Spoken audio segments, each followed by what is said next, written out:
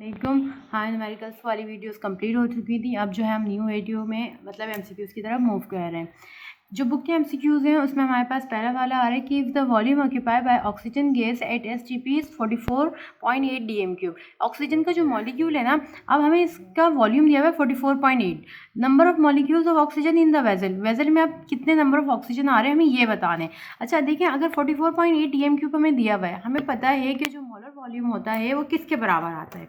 हमें पता है भाई, मोलर वॉल्यूम जो है हमारे पास होता है 22.4 dm³, जिसके अंदर 6.02 एक्सपोनेंट की पावर 23 मॉलिक्यूल्स मौजूद हैं। ये वाली बात हमें पता है किसकी, भाई ऑक्सीजन के हिसाब से बता रहे हैं, और ये वैसे भी कांस्टेंट है मोलर वॉल्यूम के हिसाब से। अब हमें अगर 44.8 dm³ में मतलब कि पता करना है, तो हम क्या करेंगे कि हमारे पास ये जो 6.02 एक्सपोनेंट की पावर 23 है, तो इसको डिवाइड कर देंगे 22.4 से और मल्टीप्लाई कर देंगे 44.8 से। ना अब इसका आंसर क्या आएगा हमारे पास, इन दोनों को डिवाइड देन मल्टीप्लाई करने के बाद हमारे पास आंसर आएगा 12.4 एक्सपोनेंट की पावर 12.04 एक्सपोनेंट की पावर 23। मीन्स हमारा जो इसमें करेक्ट आंसर आ रहा है वो हमारे पास आ रहा है सी, यही हमारे पास मिल रहा है ऑप्शन में, तो ये हमारी सही वैल्यू हो गई। नंबर टू हमारे पास क्या है कि number of carbon atoms in 1 mole of sugar के मॉलिक्यूल में हमें सिर्फ कार्बन एटम्स का बताना है। तो अगर हम अपने आंसर की तरफ इस तरह मूव करेंगे, 12 ग्राम जो एक कार्बन का एटॉमिक मास होता है वो बराबर होता है 6.02 एक्सपोनेंट की पावर 23। अब देखिए ये एटम है ना, सिर्फ कार्बन है, तो यहाँ पे एटम आ जाएगा। एवोगैड्रोस की वैल्यू जो है एटम और मॉलिक्यूल के हिसाब से यहाँ पे इस तरह चेंज होती रहती है।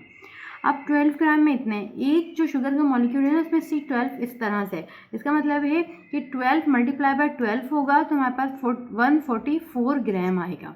तो हम यहाँ पे 12 ग्राम में इतने हैं, तो 144 ग्राम में कितने कार्बन होंगे, इसको वही करेंगे जो ऊपर किया था हमने, कि इसको डिवाइड करेंगे 12 से और मल्टीप्लाई कर देंगे 144 से। जब हम 144 से इसको मल्टीप्लाई कर डिवाइड करके 12 से और 144 से मल्टीप्लाई करेंगे तो हमारे पास आंसर आएगा 72 एक्सपोनेंट की पावर 23 एटम्स। क्लियर ना, मतलब हमारे पास ऑप्शन में यहाँ पे 72 आ रहा है, इसका मतलब हमारा करेक्ट आंसर ये है। अब हम मतलब कि इसमें दूसरे क्वेश्चन की तरफ देखते हैं। दूसरा क्वेश्चन हमारे पास है कि in the reaction 2 moles of sodium then 2H2O 2 NOH और एक जो है हमारे पास हाइड्रोजन गैस आ रही है। मतलब ये है कि इसमें हमें क्या बता रहा है, if 23 gram of oxygen react with excess of water the volume of hydrogen gas liberated at STP। अब यहाँ पे वॉल्यूम ऑफ हाइड्रोजन गैस बताना है, तो हम ये जो सोडियम का दिया हुआ है ना मास, इसका तो हमें काम ही नहीं है, इसको हमें सिर्फ जो है वो थोड़ा सा मुश्किल में डाला हुआ है। अब हम इसको आसान तरीके से करेंगे। यहाँ पे सोडियम के कितने 2 मोल्स हैं, मीन्स कि ये 2 dm³ ऑफ Na कितने बना रहा है 1 dm³ ऑफ हाइड्रोजन। इस तरह से बात आ गई। जब ये 2 dm³ इतने बना रहा है तो हमारे पास 44 dm³ में कितने बनाएगा, क्योंकि हमारे पास कांस्टेंट होता है, तो हमारे पास 1 divided by 2 multiply by 44.2।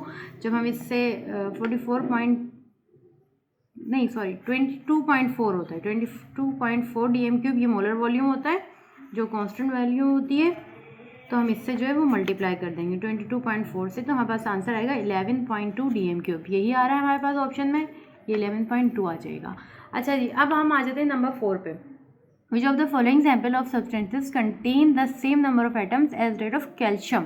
Calcium का देखिए एटॉमिक नंबर भी 20 है और इसका जो है मास भी 20 ग्राम दिया हुआ है। अब इनमें से कौन सी एक से मतलब स्पीशीज है जिसका मास और जो एटॉमिक नंबर है सेम है, तो नंबर 1 वाला देखिए 16 ग्राम है, ये भी सेम आ रहा है, लेकिन यहाँ पर जो है ना 19 समथिंग और वैल्यू भी होती है, तो ये 19 करेक्ट उसमें नहीं आता। 16 ग्राम हमारे पास बिल्कुल सही उसमें आ रहा था, 16 ग्राम आ गया।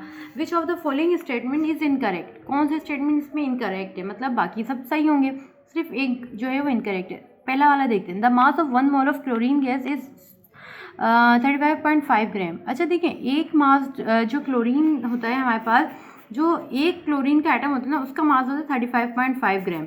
ये यहाँ पे क्लोरीन गैस है, गैस के लिए तो ये मतलब 2 मॉलिक्यूल हो गए ना, मीन्स के एक मॉलिक्यूल बन रहा है 2 एटम से मिलके, तो ये पहला वाला ही हमारे पास गलत है। अब हम दूसरे की तरफ मूव करते हैं। For Avogadro's number this statement is incorrect. अब हमें यहाँ पे भी वही रॉन्ग वाला मतलब हमें बताना है कि कौन सा वाला गलत है। It is the number of particles in 1 moles of any substance. Number of particles होते हैं कोई भी 1 मोल में, सही बात है। उसकी न्यूमेरिकल वैल्यू 6.02 होती है, ये भी बात सही है। It's value change if temperature increase. Temperature से तो कोई लेना देना ही नहीं होता है क्योंकि ये वैल्यू तो कांस्टेंट होती है, तो हमारे पास ये टेम्परेचर वाली बात हमें गलत लग रही है। एक और देख लेते हैं, फिर इसको मार्क करते हैं। It's value change if number of moles increase. हाँ भाई, मोल्स अगर इंक्रीज होते हैं वैल्यू चेंज हो रही है ना, तो मतलब इसमें आ गया सी वाला।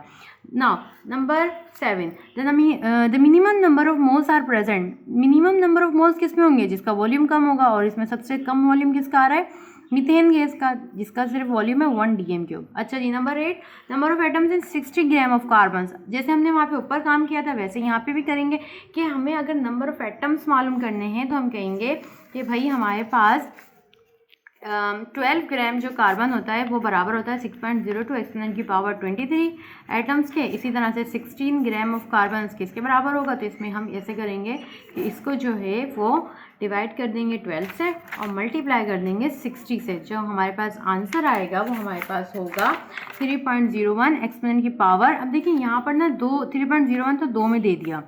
अब हमें ना इसमें देखना है कि पावर कौन सी आ रही है हमारे पास। पावर हमारे पास आ रही है 24, तो हमारा करेक्ट आंसर होगा 3.01 एक्सपोनेंट की power 24। Number 9, maximum number of molecules present in the following sample of gas.